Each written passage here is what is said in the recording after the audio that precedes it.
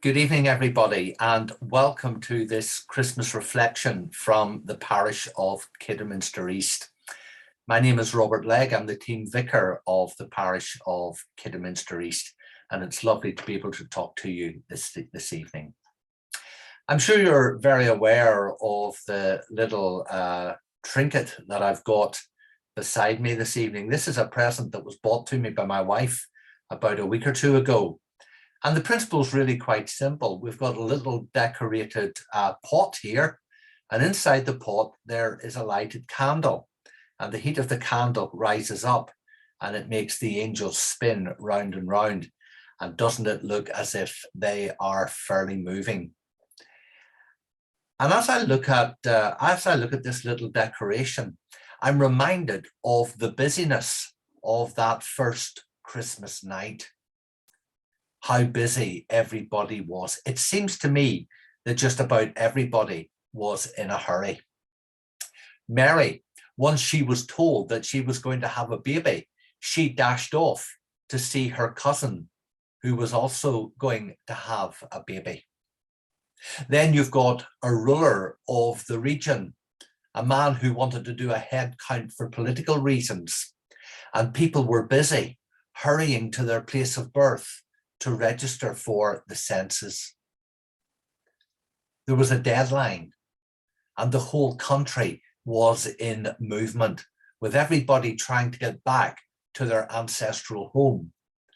People were having to travel either on foot or perhaps by cart, and that wasn't easy. And of course, Mary and Joseph get caught up in all of this busyness. Even though Mary was in the final stages of her pregnancy, she had no choice but to join this great census dash. And then, of course, they eventually go from Nazareth down into Bethlehem. Bethlehem, the little backwater in Judea. Imagine a small town that everybody pretty much regards as being in the middle of nowhere, with nothing exciting ever happening, and you've got a little taste of what Bethlehem was like. Now, of course, in Bethlehem, the locals had their own problems. The sudden rush of census people, the busyness, meant that they were swamped. People were everywhere, long-lost relatives turning up, houses bulging at the seams. They were cramped and they were busy. But now for Mary, there was a new rush on, a new busyness, if you like. Mary could feel the labour pains. She knew that she had to get shelter. And of course, Joseph knew that as well. They had to find somewhere, and they tried everywhere, eventually being offered a smelly, lowly stable, probably more like a dark cave than a stable. It wasn't ideal, but at least it would be dry and out of the worst elements. She would have some shelter and some privacy. Meanwhile, not far from Bethlehem itself, there was another busyness, another rush going on.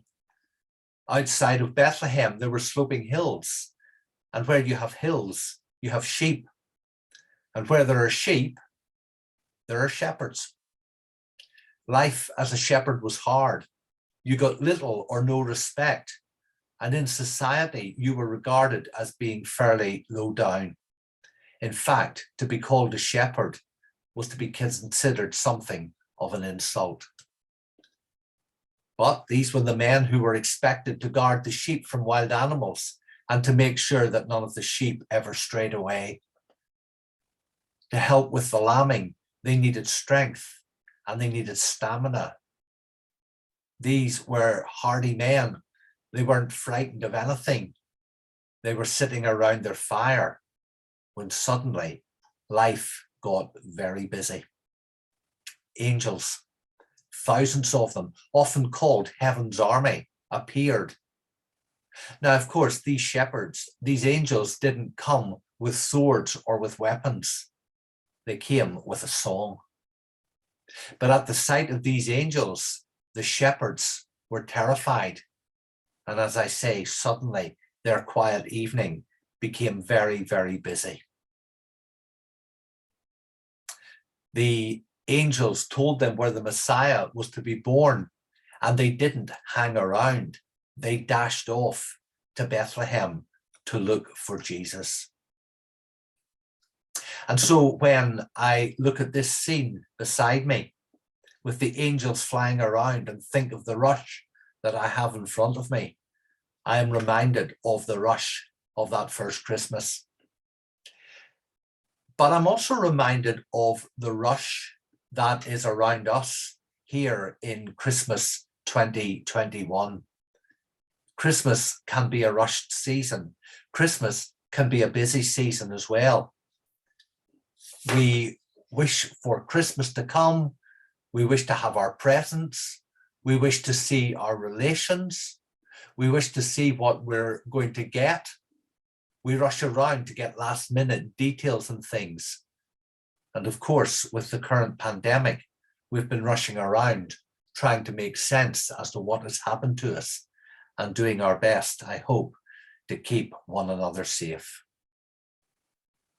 But you know, in the middle of all of this busyness, there is a verse which always strikes me. It's the verse in the middle of the Christmas story that isn't about a rush. It's a verse that talks about Jesus' mother, who looks at all of these things, who looks at all of this busyness, and she stores all of these things in her heart. As your house this Christmas fills up with food and with presents and with extra relatives, not unlike that Bethlehem night, I wonder if you will turn to that first Christmas in your mind, to slow down, to not be so busy, to consider what Christmas really is all about. What does Jesus coming to earth to be born into the poorest place in a little backwater mean to you and I? Look at the shepherds. Look later on in Christmas at the wise men, polar opposites, but they couldn't wait to see Jesus. Look at the angels announcing his birth. There's a song that we sing in church sometime.